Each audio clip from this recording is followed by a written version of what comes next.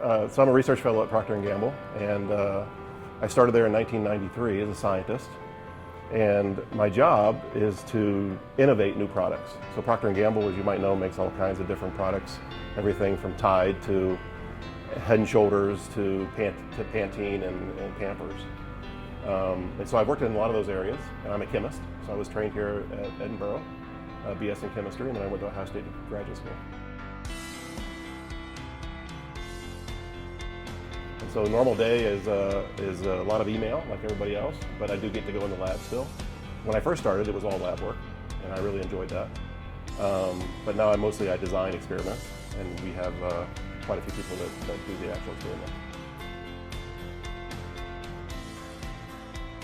Oh, it was a really interesting story because I actually came here to be a science teacher, high school science teacher, and basketball coach. So my dad came here. My dad went to Edinboro in the late '50s, and he was a high school science teacher and a football player, or a football coach.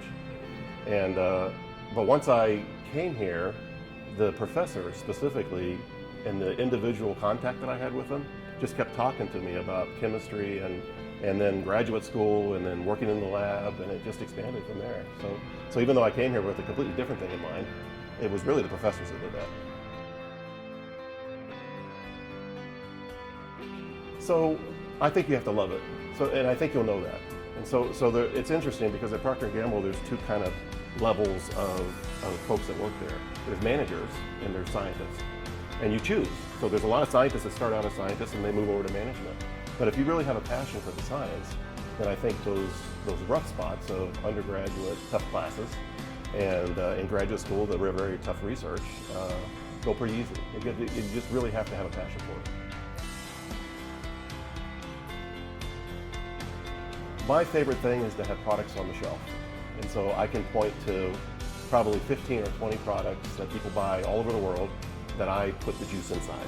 So I'm the one that invented the mixture that's inside there. And that is hugely exciting for me. And it's always been the case. So I've had choices to move what we would call further upstream, kind of away from the consumer, but inventing new things. And I always like to stay with the consumer. And so because the big moment for me is seeing that stuff on the shelf.